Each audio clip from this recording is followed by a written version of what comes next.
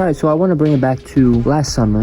Tyler Creator did an interview. In the interview, he was talking about, how a lot of people have this, taste that they have to have because that is the taste that was laid out for them, and how performative all of that can be, how copy and paste everyone's opinions can be, and how, no one really has their own opinion when it comes to online music discourse.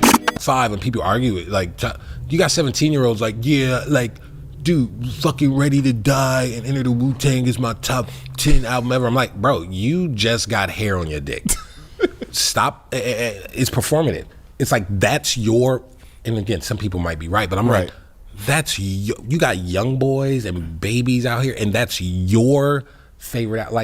I don't care about people's objective top nothing. Tell me what is your favorite shit, because you learn so much from people. You get context. I want to know why you think Pookie Dookie's second album is your favorite. Oh, I have memories attached to it. My brother did this when I was young, this and that, did that. In track 7, he talks about this.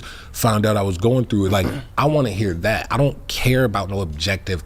Overall, I don't agree with every single point he said throughout the interview about this topic, but the core of his argument, I can see what he's trying to say, and I agree with that. But not even a week later, I would be scrolling on TikTok, and whenever there was a conversation that brought up, a very praised rap album, let's say Illmatic or To the Butterfly, the conversation was always, this isn't your opinion, you don't actually like this album, you're just supposed to like this album, under every single comment section. And I wasn't naive enough to think this was just some type of coincidence or, just some random occurrence where people were being very contrary. And so whenever I would see something like this, almost every single account that I clicked on had some type of Tyler Creator post, a praise for Tyler Creator. Some of them had the Tyler Creator profile picture, and some of them even reposted on their own accounts screen recordings of that interview. And that leads me to my main point that I'm trying to make in this video. Rap fans are hypocrites. This channel has been targeted, all my videos has been targeted to the people that have the same taste as me, and that taste being the people who kind of push hip-hop in some type of way in the mainstream, and then the underground experimental rappers. One type of fan that he surrounds himself with listen to the same music as him. He is just as much as an NPC as the Drake fan is. The same way that someone that listens to, Cardi, Ken Carson, Destroy the Lonely, Homicide Gang, Yeet. I've seen a lot of that fan base kind of call people that listen to Travis, Kanye, Kendrick, call them NPCs. Does anyone have any self-awareness at all? We all listen to Mr. Morale and the Big Steppers. Look in the mirror. And I don't mean to imply that everyone stand out. Everyone listen to something from every single freaking aesthetic ever. No, I'm not saying fitting in is bad. I'm saying fitting in with someone and making fun of other people who fit in is silly.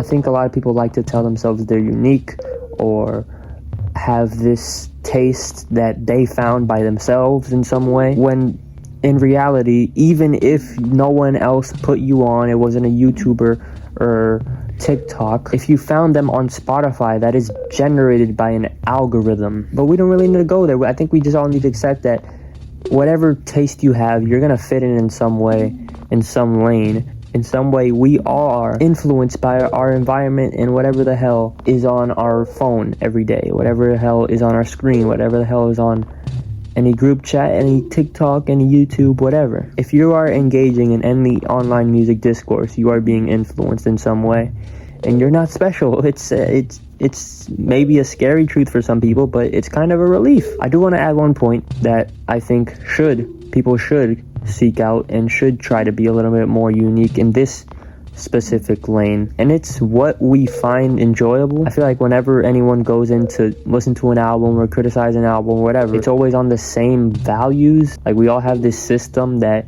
an album has to have an incredible concept, lyrics, great beat, this, that, and the third. But some people, and this isn't very uncommon, it's just not a lot of people like to admit it, don't care about maybe a beat or someone's lyrics or someone's vocals. Like I said earlier, we all are just a product of our environment, and whatever the hell your environment is going to be your reference point. So if you grew up on, hard rock music, you're gonna value maybe something different that someone that grew up on Latin jazz. And that's cool. That's the part that makes us all unique. That's the part that makes online music discourse, or just any music discourse, so fun. But if we're all criticizing and have the exact same values, then